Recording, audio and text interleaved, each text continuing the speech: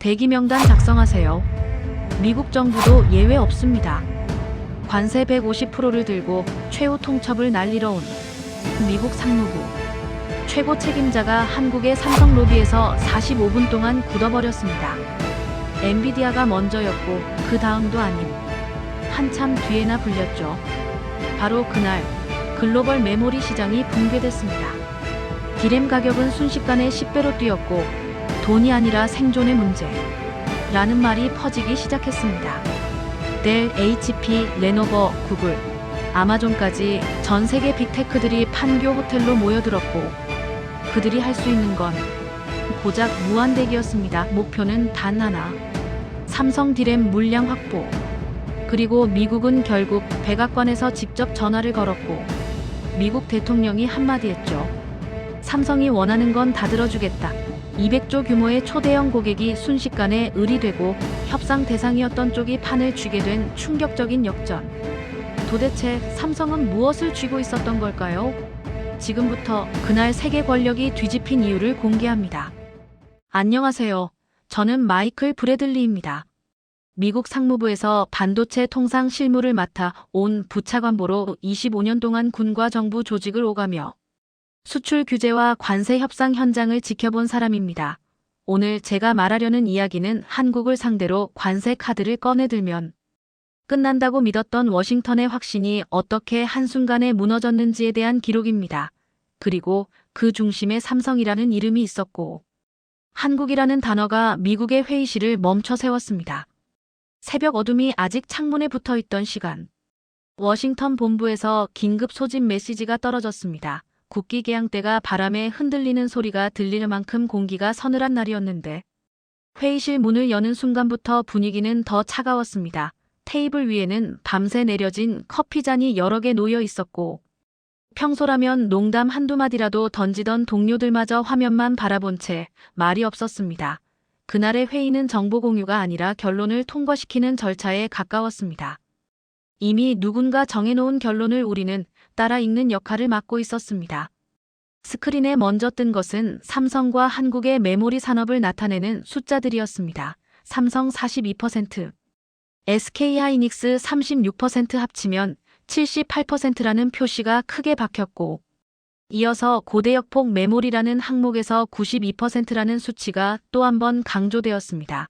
회의실 뒤편에서 누군가 낮게 탄식을 흘렸지만 곧장 묻혔습니다. 숫자 자체가 낯설어서가 아니라 그 숫자를 보고도 결론이 이미 정해져 있다는 사실이 더 불편했기 때문입니다. 그 결론을 밀어붙인 사람은 톰 해리슨 차관이었습니다. 워싱턴에서 가장 거친 승부를 좋아하는 인물로 알려져 있었고 그는 늘 상대의 체면을 먼저 꺾은 뒤 조건을 올리는 방식으로 성과를 만들었습니다. 그날도 같았습니다. 차관은 한국을 지도에서 한 번 더 작게 만들 듯한 말투로 이번에도 똑같이 하면 된다고 말했습니다. 플라자, 합의 이야기가 나왔고 대만 기업을 압박해 투자 약속을 받아냈던 전례가 사례로 붙었습니다. 한국도 결국은 시장이 필요하니 무릎을 꿇을 것이라는 결론이었습니다. 그러나 그 논리에는 이상한 빈칸이 있었습니다. 같은 반도체라도 파운드리와 메모리는 성격이 다르다는 기본 전제가 빠져 있었고 특히 메모리는 대체의 속도가 느리다는 산업 구조가 무시되고 있었습니다. 저는 그 빈칸이 마음에 걸렸지만 회의실의 공기는 이미 토론을 허락하지 않았습니다. 결정은 실행으로 넘어갔고 작전의 이름까지 붙었습니다. 관세 150%라는 숫자가 적힌 문서가 테이블을 돌 때 회의실 어딘가에서 짧은 웃음이 새어나왔습니다. 그 웃음은 자신감이라기보다 상대를 아래로 내려다보는 습관 같은 것이었습니다. 회의를 더 불편하게 만든 장면은 다른 곳에서 나왔습니다. 정부 회의실에 민간 기업 로비스트가 자리를 차지하고 있었습니다.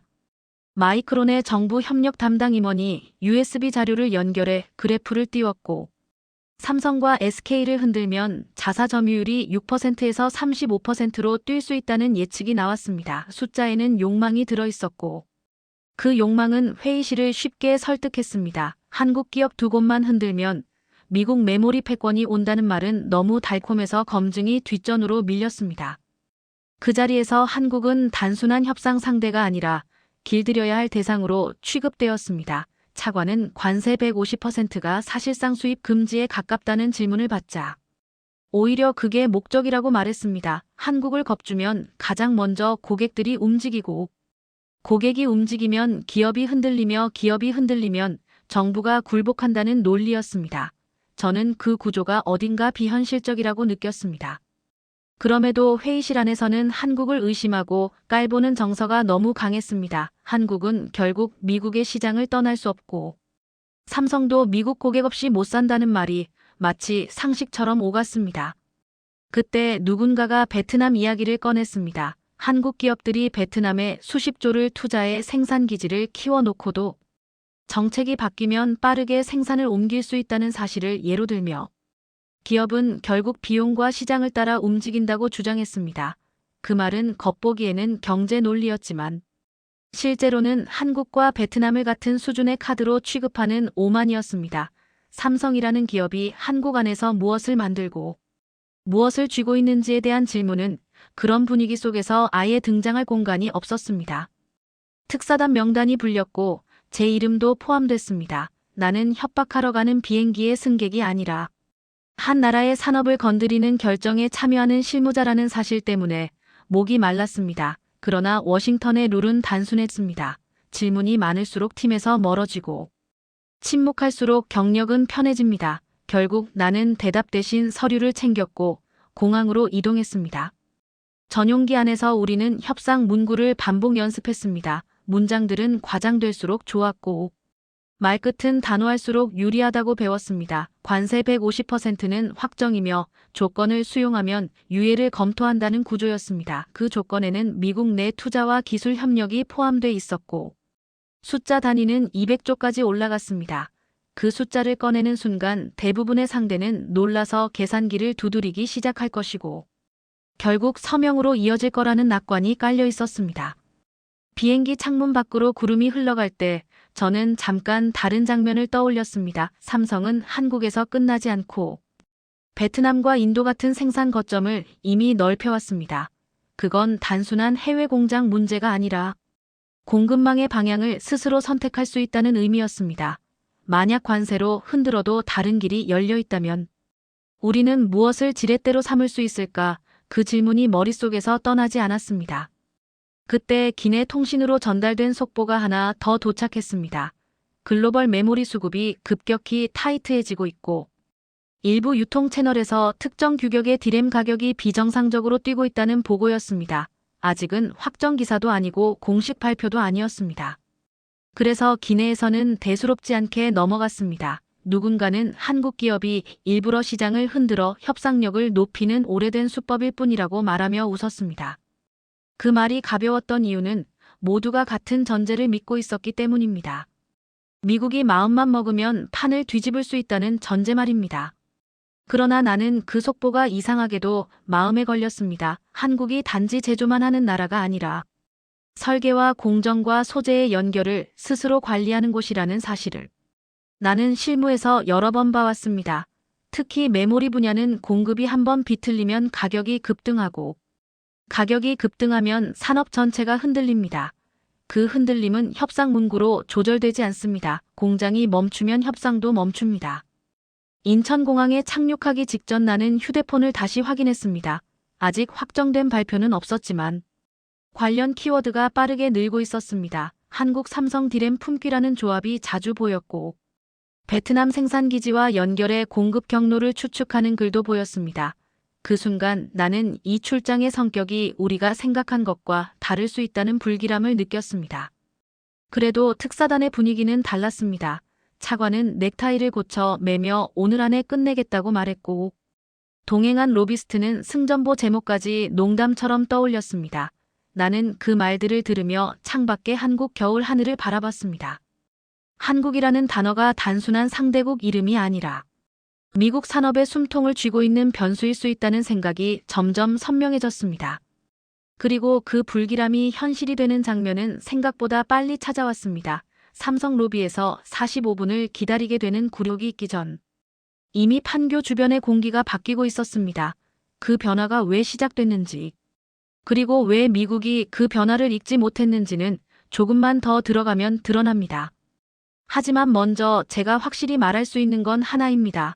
우리는 한국을 너무 쉽게 받고 삼성이라는 이름을 너무 단순하게 해석했습니다. 그 오만이 어떤 대가로 돌아오는지 이제부터 하나씩 확인하게 됩니다.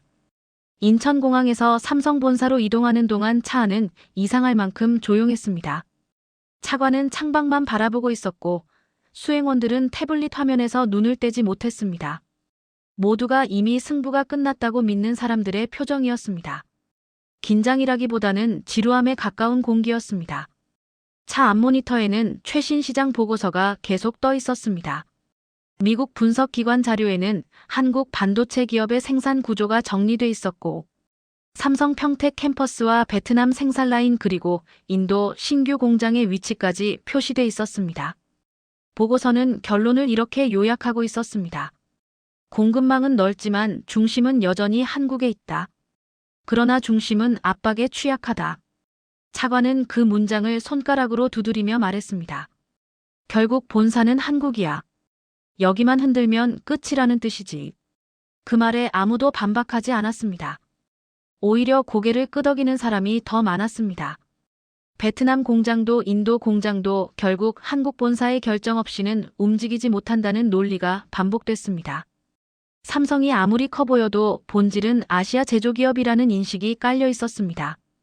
회의용 자료에는 과거 사례들이 나열돼 있었습니다. 일본 반도체 쇠퇴 과정, 대만 기업의 미국 이전 과정, 중국 반도체 제재 사례. 모든 결론은 하나였습니다. 미국이 시장과 기술을 쥐고 있는 한 상대는 결국 굴복한다. 특히 베트남 이야기가 다시 나왔습니다. 삼성이 20조 이상을 투자해 만든 생산기지가 세제 정책 변화 하나로 방향을 바꾼 사례가 언급됐습니다. 기업은 애국심보다 숫자를 본다는 말이 자연스럽게 이어졌습니다. 한국 기업도 예외가 아니라는 전제가 깔려 있었습니다. 나는 그 설명을 들으며 계속 불편했습니다. 베트남 생산기지는 조립과 패키징 중심이었고 핵심 공정과 연구 인력은 여전히 한국에 집중돼 있었습니다. 그 차이를 무시한 채 모든 거점을 동일 선상에 놓는 분석은 위험했습니다. 하지만 그런 지적은 받아들여지지 않았습니다. 현장은 이미 결론을 향해 달리고 있었습니다. 차관은 삼성 본사 도착 전에 마지막 브리핑을 열었습니다. 관세 150% 적용 시 예상 손실 그래프, 미국 시장 매출 감소 추정치, 주가 하락 시나리오, 모든 수치가 한국 기업의 붕괴를 전제로 설계돼 있었습니다. 자료에는 이렇게 적혀 있었습니다. 관세 적용 3개월 내 매출 감소율 28%, 6개월 내 투자 축소 가능성 40%, 1년 내 구조 조정 가능성 55%. 나는 그 숫자들을 보며 이상함을 느꼈습니다. 모든 예측이 최악의 결과를 기준으로 만들어져 있었고 반대로 한국이 대응에 성공하는 경우는 계산에 들어있지 않았습니다. 보고서는 미국의 힘을 전제로 짜여 있었습니다. 미국 고객이 등을 돌리면 기업은 무너진다는 공식. 그러나 메모리 산업에서는 고객도 공급자에게 묶인다는 현실이 빠져 있었습니다. 차관은 마지막으로 이렇게 정리했습니다. 오늘 가서 강하게 밀어붙이면 삼성은 결국 계산기를 꺼낼 것이다. 나는 그 말을 들으며 창밖을 봤습니다. 멀리 삼성 건물 유리가 햇빛을 반사하고 있었습니다. 이상하게도 위압감보다 안정감이 느껴졌습니다. 급하게 움직이는 느낌이 아니라 이미 많은 상황을 계산해둔 조직의 분위기였습니다. 차가 판교로 들어서자 주변 풍경이 눈에 들어왔습니다. 호텔 앞에 외국인들이 모여 있었고 노트북을 켠 채 통화를 반복하는 모습이 곳곳에서 보였습니다. 아직 우리는 그 장면의 의미를 이해하지 못했습니다. 누군가는 말했습니다. 저 사람들은 단순한 바이어일 뿐이다. 협상 전에 미리 자리 잡으려는 행동일 뿐이다. 하지만 나는 달랐습니다. 그들의 표정에는 여유가 없었습니다. 초조함과 피로가 섞여 있었고 이미 며칠을 버틴 사람들처럼 보였습니다. 그 순간 머릿속에 한 문장이 떠올랐습니다. 혹시 우리가 늦은 건 아닐까? 그러나 그 생각은 곧 사라졌습니다. 곧 삼성 본사에 도착할 것이고 모든 것은 계획대로 진행될 것이라고 모두가 믿고 있었기 때문입니다. 그 믿음이 얼마나 위험한 착각이었는지는 조금 뒤 로비에서 드러나기 시작했습니다. 차가 삼성 본사 정문 앞에 멈춰 섰을 때 시간은 오전 7시 52분이었습니다. 우리는 이미 일정표를 머릿속에 외우고 있었습니다. 8시 미팅 시작, 9시 조건 제시, 10시 협상 마무리, 정오 이전 귀환 준비. 워싱턴에서 만든 시나리오는 그렇게 완벽해 보였습니다. 건물 입구는 조용했습니다. 경비 인력은 정해진 동선대로 움직이고 있었고 출입 통제도 깔끔했습니다. 혼잡도 없었고 긴장감도 없어 보였습니다. 차관은 이 장면을 보고 만족스러운 표정을 지었습니다. 아직 아무 일도 모르는 얼굴들이라는 뜻이었습니다. 로비에 들어서는 순간 나는 이상한 느낌을 받았습니다. 너무 조용했습니다. 대형 기업 본사의 아침 시간치고는 사람 소리가 거의 들리지 않았습니다. 통화 소리도 없었고 분주한 발걸음도 없었습니다. 마치 이미 하루치 소란이 끝난 공간처럼 느껴졌습니다. 안내 데스크 직원은 우리 명단을 확인한 뒤 정중하게 고개를 끄덕였습니다. 그리고 잠시만 기다려달라고 말했습니다. 우리는 소파에 앉았습니다. 처음 5분은 아무도 신경 쓰지 않았습니다. 늘 있는 절차라고 생각했습니다. 10분이 지나도 아무 변화가 없었습니다. 차관은 손목시계를 한번 봤고 태블릿 화면을 켰습니다. 15분이 지났을 때 수행원 한 명이 조용히 안내 데스크로 다가갔습니다. 잠시 후 돌아온 그의 표정이 굳어 있었습니다. 담당자가 아직 회의 중이라는 답변이었다고 했습니다. 차관은 고개를 끄덕이며 다시 앉았습니다. 그러나 25분이 지나자 분위기가 달라졌습니다. 회의 시간은 이미 시작됐고 우리에게 전달된 추가 공지는 없었습니다. 30분. 로비 시계 초침 소리가 귀에 들어오기 시작했습니다. 그때 유리문 너머로 사람들이 지나가는 모습이 보였습니다. 양복 차림의 외국인들이었습니다. 명찰에 적힌 회사 로고가 눈에 들어왔습니다. 엔비디아, 델, HP, 레노버.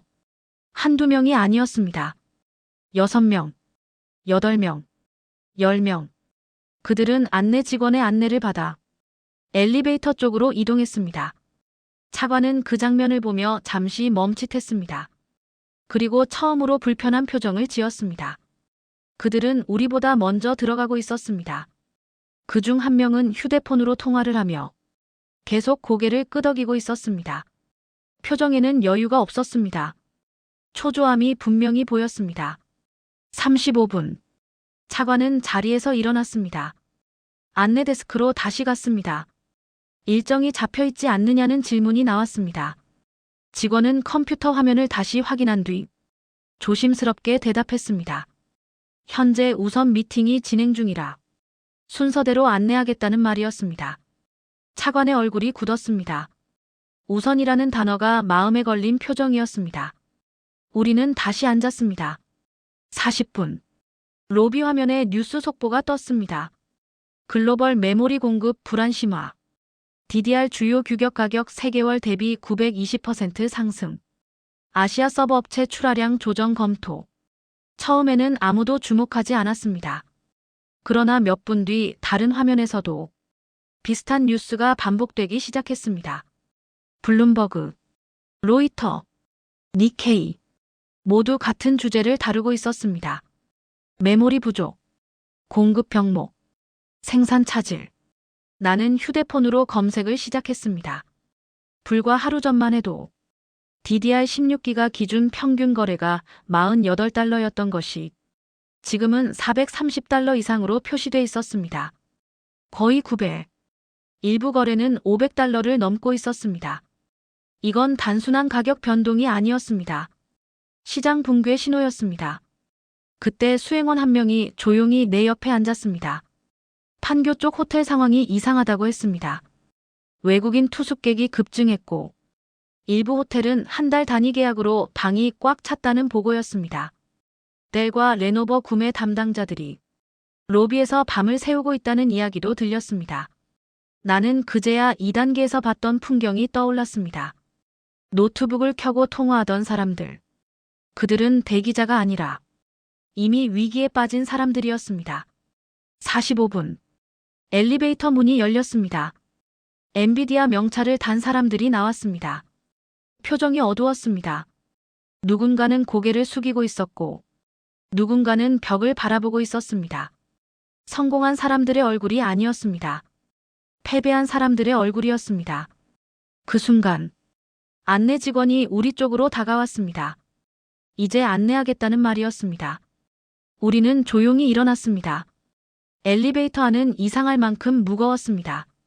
아무도 말을 하지 않았습니다.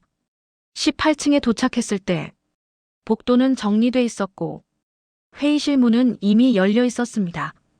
회의실 안에는 삼성 관계자들이 자리에 앉아 있었습니다. 그들의 표정에는 긴장도 초조도 없었습니다. 오히려 준비된 사람들의 침착함이 느껴졌습니다. 테이블 위에는 자료가 가지런히 놓여 있었고 모니터에는 이미 그래프가 떠 있었습니다. 메모리 출하량, 라인 전환 비율, 주간 생산 계획, 모든 숫자가 정리돼 있었습니다. 그 순간 나는 깨달았습니다. 이 상황은 우발적 위기가 아니라 이미 계산된 흐름이라는 사실을. 삼성은 혼란에 대응하는 중이 아니었습니다. 혼란을 관리하고 있었습니다. 그리고 우리는 그 계산 밖에 서 있었습니다. 차관이 자리에 앉으며 서류를 펼쳤습니다. 그러나 그 손이 미세하게 떨리고 있었습니다. 워싱턴에서 보던 모습과 달랐습니다. 이곳에서는 우리가 주도권을 쥐고 있지 않았습니다. 회의실 창밖으로 판교 도심이 보였습니다. 아침 햇살이 유리창에 반사되고 있었습니다. 모든 것이 평온해 보였습니다. 그러나 나는 알았습니다. 이 평온함 아래에서 전 세계 산업이 흔들리고 있다는 것을, 그리고 우리가 그 중심에 들어와 있다는 것을. 이제부터 협박은 통하지 않는 영역으로 들어가고 있었습니다. 회의실 문이 닫히자 공기가 달라졌습니다. 바깥 로비의 소음은 완전히 차단됐고 안쪽에는 낮은 환풍기 소리만 남아 있었습니다. 테이블 중앙에 앉은 삼성전략 담당 임원은 서류를 정리한 뒤 천천히 고개를 들었습니다. 표정에는 긴장도 방어도 없었습니다. 이미 모든 흐름을 알고 있는 사람의 얼굴이었습니다. 회의는 의례적인 인사 없이 바로 시작됐습니다. 스크린이 켜졌고 첫 장면에 숫자가 떴습니다. 글로벌 메모리 출하량 현황. 삼성 41.8%, SK하이닉스 36.2%, 기타 기업 합계 22%, 합산 점유율 78%. 차관의 시선이 화면에 고정됐습니다. 두 번째 화면으로 넘어갔습니다. HBM 시장 점유율. 삼성 48%, SK하이닉스 44%, 기 유럽 마이크란 6%, 기타 2%, 합계 92%. 회의실 안이 조용해졌습니다. 숫자는 이미 알고 있던 정보였지만 이렇게 한 화면에 정리되니 무게가 달랐습니다. 세 번째 화면에는 생산량이 표시됐습니다. 월간 HBM 웨이퍼 투입량. 삼성 10만 장, SK하이닉스 8만 장, 마이크론 8천 장. 약 12배 차이. 이 수치가 뜨는 순간 마이크론 측 인사의 얼굴이 굳었습니다. 삼성 임원은 아무 설명도 하지 않은 채 다음 장면으로 넘어갔습니다. AI 서버용 메모리 수요 전망. 2024년 대비 2025년 210% 증가. 데이터 센터 증설 계획 37% 확대. 고성능 서버 주문량 2.4배 증가. 모든 수치가 하나를 가리키고 있었습니다. 앞으로 메모리는 더 부족해진다는 사실. 그리고 그 부족분을 채울 수 있는 기업은 한국 기업뿐이라는 현실이었습니다. 이제 차관의 표정이 달라지기 시작했습니다. 처음에는 팔짱을 끼고 앉아있던 자세가 서서히 풀렸고 펜을 쥔 손이 바쁘게 움직이기 시작했습니다. 삼성 측은 이어서 다음 자료를 띄웠습니다. 생산 라인 전환 현황. DDR 라인 축소율 38%, HBM 라인 확대율 64%, 신규 장비 투자 비중 72%. 이 자료는 하나의 사실을 보여주고 있었습니다. 삼성은 이미 방향을 바꿨다는 것. 범용 메모리보다 고부가가치 메모리에 모든 자원을 집중하고 있다는 것. 그리고 그 결정은 이미 되돌릴 수 없는 단계에 들어가 있었다는 것. 다음 화면에는 투자 현황이 나왔습니다. 평택 캠퍼스 누적 투자 180조, 베트남 패키징 공정 투자 22조, 인도 후공정 시설 15조, 연구개발 연간 예산 28조, 총합 245조. 이 숫자는 단순한 투자액이 아니었습니다. 한국 정부와 기업이 함께 쌓아온 국가 단위 프로젝트의 규모였습니다. 차관은 그제야 몸을 앞으로 기울였습니다. 처음으로 자료를 제대로 보기 시작했습니다. 그동안 미국 측 자료에는 이런 숫자들이 거의 등장하지 않았습니다. 늘 추정치와 가정만 있었지. 이 정도로 구체적인 내부 수치는 없었습니다. 삼성 임원은 차분하게 설명을 이어갔습니다. 현재 HBM 신규 증설 라인은 향후 36개월 동안 이미 예약 물량으로 채워져 있고 주요 고객사와의 장기 계약 비중이 81%를 넘는다는 내용이었습니다. 자유롭게 풀 수 있는 물량은 전체 생산량의 19%뿐이라는 의미였습니다. 사실상 시장이 이미 잠겨 있다는 뜻이었습니다. 이제 차관 옆에 앉아 있던 참모들이 작게 메모를 하기 시작했습니다. 처음에는 노트북을 보던 사람들이 하나둘씩 고개를 들어 화면을 바라봤습니다. 공기의 밀도가 바뀌고 있었습니다. 삼성 측은 마지막으로 한 장의 자료를 더 띄웠습니다. 관세 시뮬레이션 결과 관세 150% 적용 시 삼성 출하량 감소율 4%, 미국 고객 공급 차질률 47%, 미국 서버 생산 중단 위험도 39%, 미국 AI 매출 감소 추정 28%. 숫자는 냉정했습니다.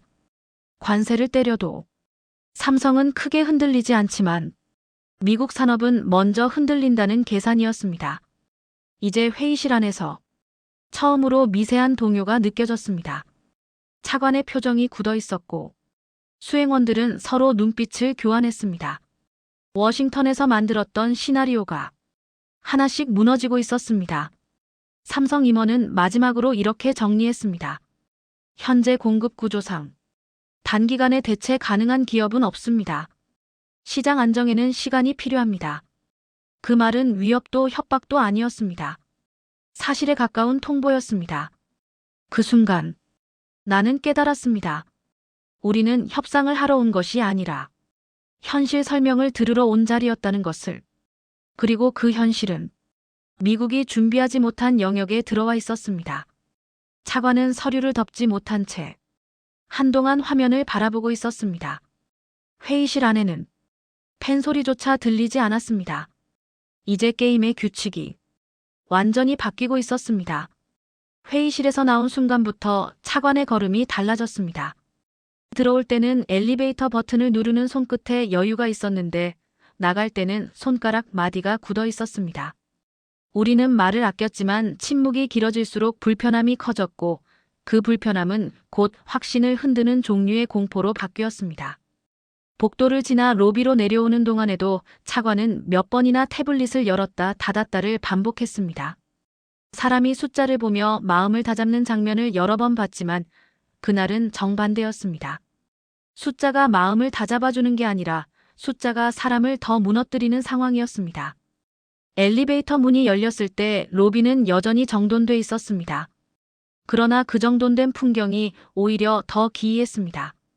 밖에서는 글로벌 메모리 시장이 붕괴하고 있다는 뉴스가 흘러나오고 있는데 정작 이 건물 안에서는 마치 아무 일도 없다는 듯이 모든 것이 계획대로 돌아가고 있었기 때문입니다. 삼성은 흔들리는 쪽이 아니라 흔들림을 조절하는 쪽처럼 보였습니다. 차관은 로비 소파에 앉자마자 수행원에게 지시했고 나는 자연스럽게 워싱턴 본부와 연결을 준비했습니다. 이때까지만 해도 차관의 목소리에는 아직 오만이 남아 있었습니다. 한국은 결국 숫자, 노름으로 겁을 주려는 거라는 식의 태도였고 베트남 공장과 인도 라인 같은 단어가 다시 거론되며 삼성도 공급망이 분산돼 있으니 관세 150% 앞에서는 흔들릴 수밖에 없다는 말이 오갔습니다. 그들은 여전히 한국을 기술의 중심이 아니라 생산의 한 축으로만 보는 시선을 버리지 못했습니다. 하지만 내 손이 떨리기 시작한 건 그 다음이었습니다. 회의실에서 봤던 자료 중 관세 150% 시뮬레이션 수치는 너무 이상할 정도로 정교했고, 특정 부분은 마치 외부에서 흔히 보는 보고서가 아니라 내부 운영 데이터를 그대로 가져온 것처럼 촘촘했습니다. 내 경험상 상대가 과장할 때는 그래프가 화려해지고 수치가 뭉뚱그려집니다. 그런데 삼성 자료는 반대로 숫자가 너무 구체적이어서 오히려 거짓말 같아 보였습니다. 거짓말이 아니라면 저 숫자는 내부에서만 나올 수 있다는 뜻이었으니까요. 차관은 첫 반응부터 그 지점을 파고들었습니다. 그는 삼성의 수치를 믿지 않았고 믿고 싶어 하지도 않았습니다. 그의 머릿속에는 이미 결론이 있었기 때문입니다. 한국 기업은 언제나 미국 시장을 떠날 수 없고 미국이 원하면 언제든 조일 수 있다는 믿음. 그 믿음이 25년간의 승리를 만들어줬고 그가 서 있던 자리의 근거가 되어줬습니다. 그러니 오늘 갑자기 한국이 78%와 92%라는 숫자를 내세우며 미국을 되려 흔든다고 하면 그건 협상 상대의 탈익이어야만 했습니다. 차관은 수행원들에게 즉시 재검증을 지시했습니다.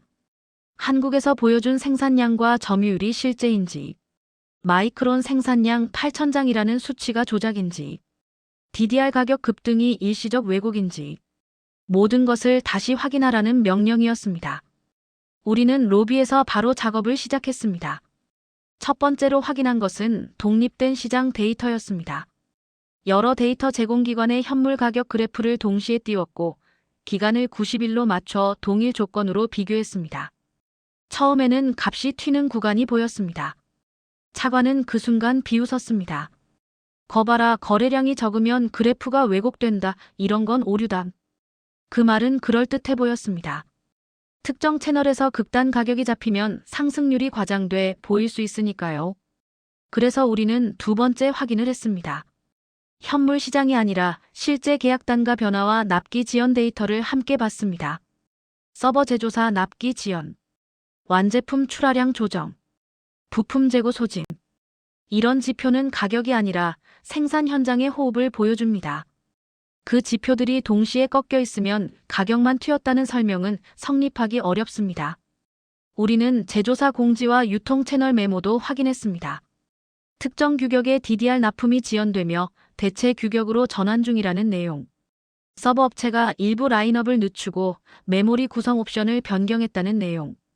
이런 문서가 여러 곳에서 동시에 나왔습니다. 내 눈에는 그 순간부터 오류라는 가설이 급격히 약해지는 게 보였습니다. 가격 그래프가 아니라 현장의 행동들이 같은 방향으로 움직이고 있었기 때문입니다. 그러나 차관은 여전히 버텼습니다. 그는 한국이 의도적으로 공포를 만들고 있다며 아직은 쇼라고 말했습니다. 한국은 늘 이런 방식으로 협상력을 올린다. 베트남 공장도 결국 비용 때문에 만들었던 것이고 필요하면 언제든 방향을 바꾼다. 삼성도 돈 앞에서는 똑같다. 그는 한국을 이해한다기보다 한국을 익숙한 틀에 끼워 맞추고 있었습니다. 그때 로비를 지나던 외국인 한 무리가 눈에 들어왔습니다. 명찰이 뒤엉켜 있었고 손에는 서류 봉투와 노트북이 들려 있었습니다. 나는 그들 중 한 사람이 들고 있던 종이를 봤습니다. 공급 요청 리스트 같은 형식이었고 표지에 회사 로고가 여러 개 찍혀 있었습니다. 그들은 단순 방문객이 아니었습니다. 한 회사의 사람이 아니라 여러 회사의 구매 담당자들이 한데 묶여 움직이고 있었습니다. 그 장면은 시장이 이미 비상체제에 들어갔다는 증거였습니다. 우리는 세 번째 재검증으로 넘어갔습니다. 삼성이 제시한 마이크론 대비 생산량 격차가 과장인지 확인하기 위해 장비 가동률과 공장 증설 공시 자료를 비교했습니다.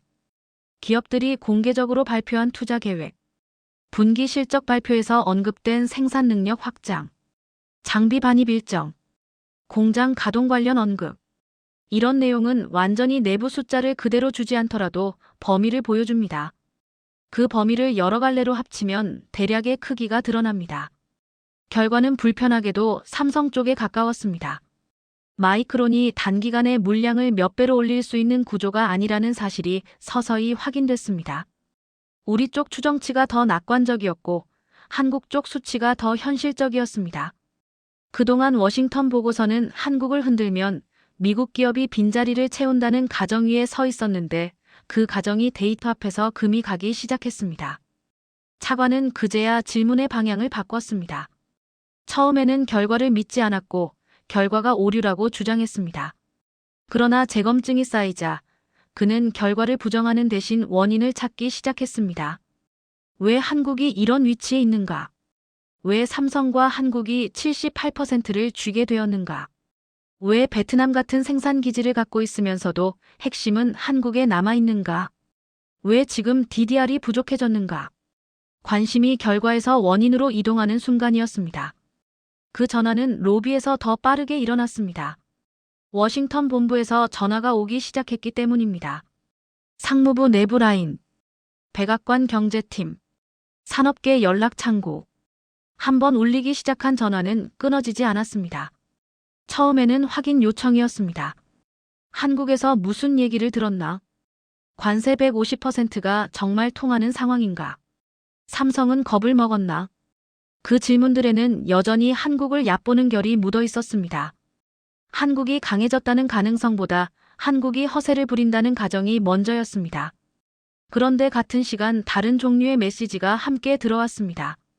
산업계 쪽에서 온 경보였습니다.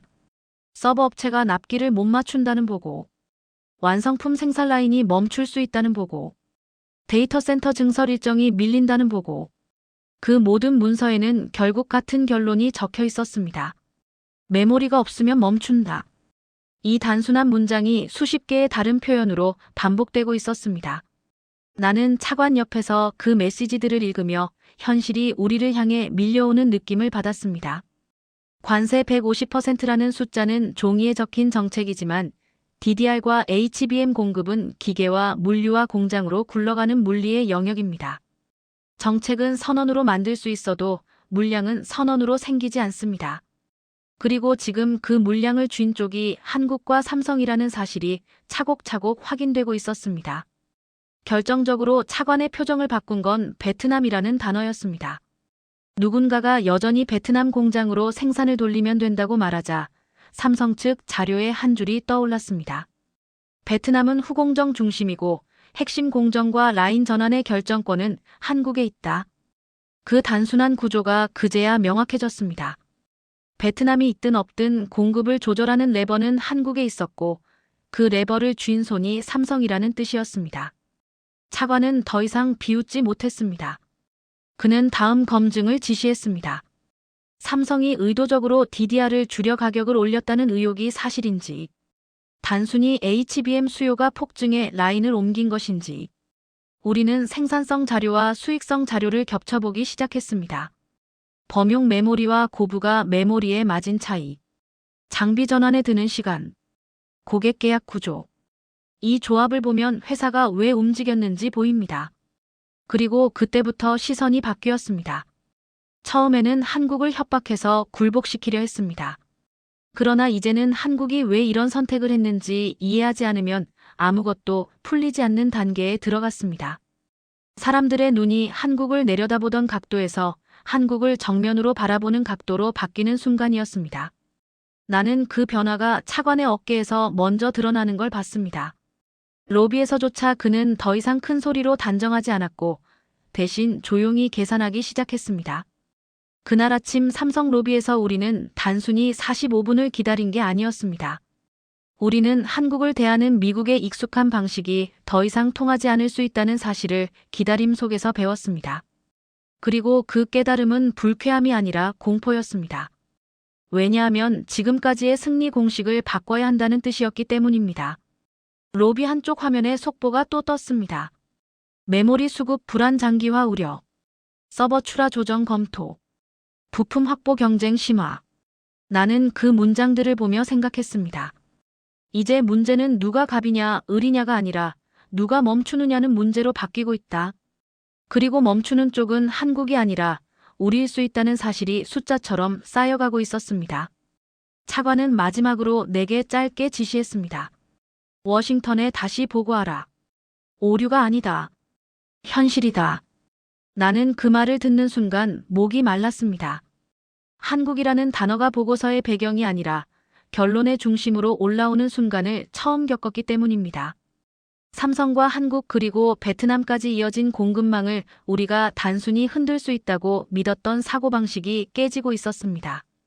그리고 이 변화가 어떤 후폭풍을 부를지 그때는 아직 정확히 알지 못했습니다. 다만 한 가지는 분명했습니다. 이제부터 전화는 더 많이 울릴 것이고 숫자는 더 빠르게 쌓일 것이며 그 숫자들이 쌓이는 만큼 우리의 태도는 더 크게 흔들릴 것이라는 사실입니다.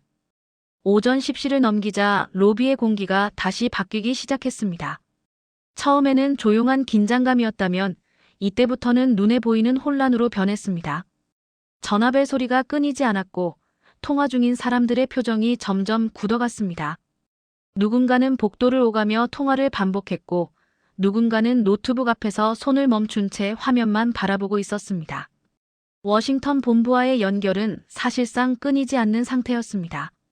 백악관 경제팀 상무부 산업국 국방부 공급망 담당 부서까지 동시에 연락이 들어오기 시작했습니다. 처음에는 단순 확인 요청이었지만 시간이 지날수록 질문의 방향이 달라졌습니다. 관세 150%를 실제로 적용할 수 있느냐? 적용하면 미국 기업이 얼마나 버틸 수 있느냐? 삼성이 물량을 끊으면 대안이 있느냐? 이 질문들은 하나같이 불안해서 시작된 것이었습니다. 차관은 임시회의 공간을 만들어 지시를 내렸습니다. 로비 한쪽에 책상을 붙이고 즉석 상황실이 꾸려졌습니다. 자료는 실시간으로 업데이트됐고 통계 수치는 분 단위로 바뀌었습니다. 가장 먼저 들어온 것은 산업계 경고 보고서였습니다. 미국 서버 제조사 긴급 보고. 현재 메모리 재고 평균 23일치. 공급 차질 시 사준의 생산 중단 가능성 61%. 대형 데이터 센터 운영사 내부 문건. 확보 실패 시 신규 서버 설치 연기율 48%. 클라우드 서비스 확장 계획 조정 불가피. 완성품 제조업체 연합 보고. 부품 미확보 시 출하 감소 예상치 34%. 숫자는 점점 쌓이고 있었습니다. 그리고 그 숫자들이 가리키는 방향은 하나였습니다. 미국 산업이 먼저 멈춘다는 사실이었습니다. 차관은 처음으로 깊은 한숨을 내쉬었습니다. 그는 더 이상 테이블을 두드리며 장담하지 않았습니다. 대신 계산기를 두드리기 시작했습니다. 그때 워싱턴에서 새로운 보고서가 도착했습니다. 미국 반도체협회 긴급 분석 자료였습니다. 한국 메모리 의존도. 서버용 고성능 메모리 83%. AI 가속기용 HBM 91%. 클라우드 인프라 전체 평균 76%. 이 수치는 그동안 내부적으로 축소 보고되던 수치였습니다. 정치적 부담을 줄이기 위해 낮춰 잡았던 의존도가 실제로는 훨씬 높았다는 뜻이었습니다. 이 자료가 공유되자 상황실 안이 조용해졌습니다. 차관 옆에 있던 참모가 낮은 목소리로 말했습니다. 이건 공급 문제가 아니라 구조 문제입니다. 그 말은 사실이었습니다. 단기간에 해결할 수 있는 문제가 아니었습니다. 공장을 짓는 데만 최소 3년. 기술 격차를 좁히는 데 5년 이상. 지금의 공백은 누구도 메울 수 없는 상태였습니다. 그 순간부터 전화의 성격이 바뀌었습니다. 이전에는 정부에서 기업으로 내려오는 지시가 많았다면 이제는 기업에서 정부로 올라오는 요청이 폭증했습니다. 대형 서버 업체 최고 경영자. 관세 유지하면 공장 가동 중단 검토. 글로벌 클라우드 기업 최고 운영 책임자. 메모리 확보 실패 시 서비스 축소 불가피. 인공지능 반도체 업체 대표. 한국 공급 차단 시 신제품 출시 연기. 메시지는 점점 직설적으로 변했습니다. 우회적인 표현이 사라지고 경고에 가까운 문장들이 늘어났습니다. 차관은 휴대폰을 내려놓고 잠시 눈을 감았습니다. 그의 얼굴에는 처음으로 피로가 드러났습니다. 나는 그때 깨달았습니다. 이 싸움은 더 이상 국가 간 힘겨루기가 아니라 국가와 자국 산업 사이에 충돌이 되고 있다는 사실을. 오전 11시 무렵 워싱턴에서 긴급 화상 연결 요청이 들어왔습니다. 백악관 경제보좌관실이었습니다. 화면이 켜지자마자 질문이 쏟아졌습니다. 현장 상황이 실제로 그렇게 심각한가? 삼성이 협상에 응할 가능성은 있는가? 관세를 유지하면 어떤 시나리오가 발생하는가? 차관은 더 이상 포장하지 않았습니다. 자료 그대로를 설명했습니다. 숫자와 그래프 그리고 현장 반응을 그대로 전달했습니다. 보고가 끝나자 화면 너머가 잠시 조용해졌습니다. 그리고 한마디가 나왔습니다. 산업 쪽에서 반발이 너무 큽니다. 그 말은 사실상의 경고였습니다. 이제 정책은 경제 논리를 거스를 수 없는 단계에 들어가고 있었습니다. 그 무렵 로비에 또 다른 변화가 나타났습니다.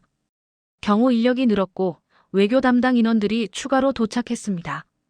주한 미국 대사관 관계자들이 합류했고 통역 인력도 배치됐습니다. 이건 단순한 기업 협상이 아니라 외교 현안으로 격상됐다는 신호였습니다. 차관의 태도는 눈에 띄게 달라졌습니다. 목소리는 낮아졌고 말은 조심스러워졌습니다. 상대를 압박하던 방식에서 조율하려는 방식으로 바뀌고 있었습니다. 한 참모가 조용히 보고했습니다. 엔비디아 쪽에서도 연락이 왔습니다. 물량 문제 해결되지 않으면 공개 입장 발표를 검토 중이라고 합니다. 차관의 눈썹이 미세하게 떨렸습니다. 엔비디아는 단순한 기업이 아니었습니다.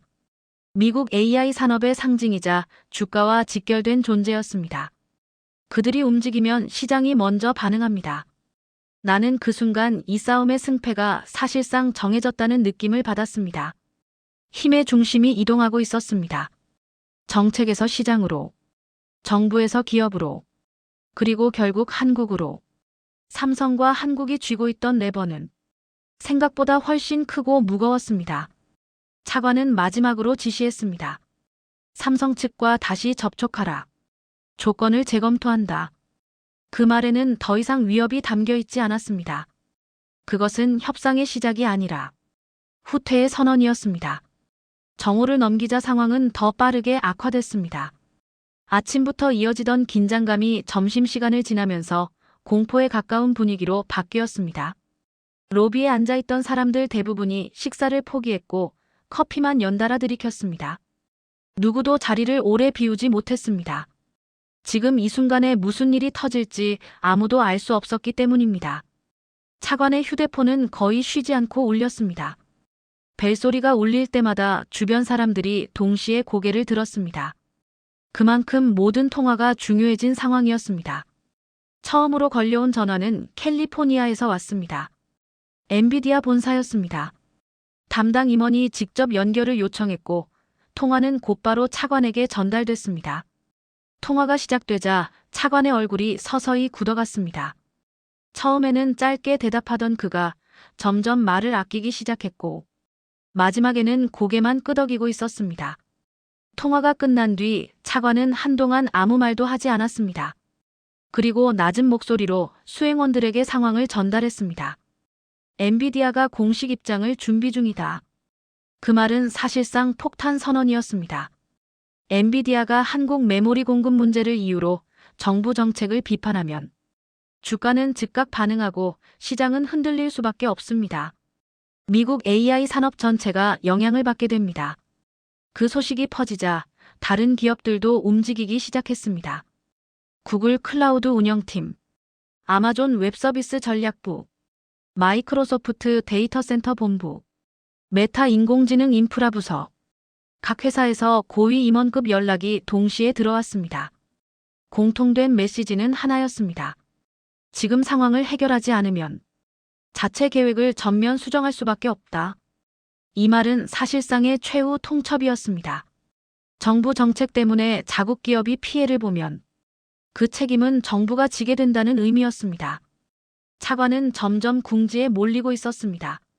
외부에서는 한국과 삼성에게 밀리고 내부에서는 산업계에 몰리고 있었습니다.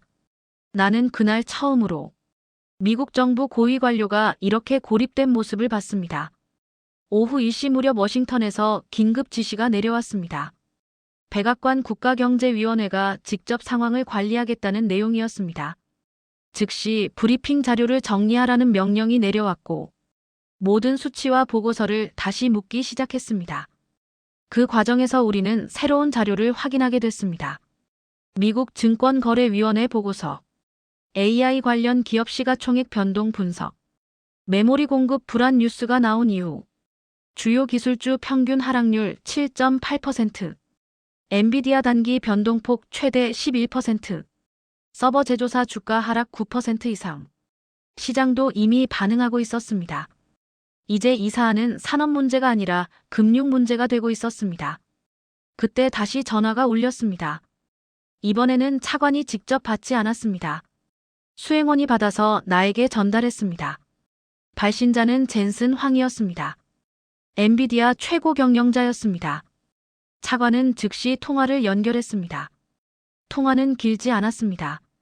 그러나 내용은 무거웠습니다. 공급이 막히면 신제품 일정이 무너진다. 정부가 계속 압박하면 공개적으로 문제를 제기하겠다. 필요하면 대통령에게 직접 설명하겠다. 차관은 거의 대답하지 못했습니다. 중간중간 짧게 알겠다는 말만 반복했습니다. 통화가 끝난 뒤 그는 의자에 등을 기댔습니다. 처음으로 완전히 지친 표정이었습니다. 그 순간 또 다른 보고가 들어왔습니다. 월스트리트 주요 투자은행 리서치팀 분석. 관세 유지 시 AI 산업 성장률 감소 예상치 4.2%. 미국 기술 수출 감소 추정 1,200억 달러. 고용 영향 가능 인원 38만 명. 숫자는 더 이상 무시할 수 없는 수준이었습니다. 차관은 이 보고서를 한참 바라보다가 말했다. 이건 정치 문제가 아니다. 국가 경쟁력 문제다. 그 말에는 체념이 섞여 있었습니다.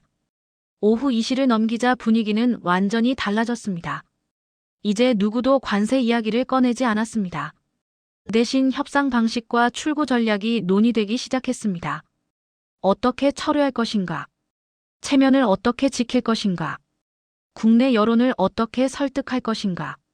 이미 방향은 정해져 있었습니다. 우리는 더 이상 밀어붙일 수 없었습니다. 오후 3시. 백악관에서 다시 연락이 왔습니다. 대통령 보고 일정이 잡혔다. 이 한 문장은 모든 것을 의미했습니다. 이제 최종 결정권자가 움직이기 시작한 것입니다.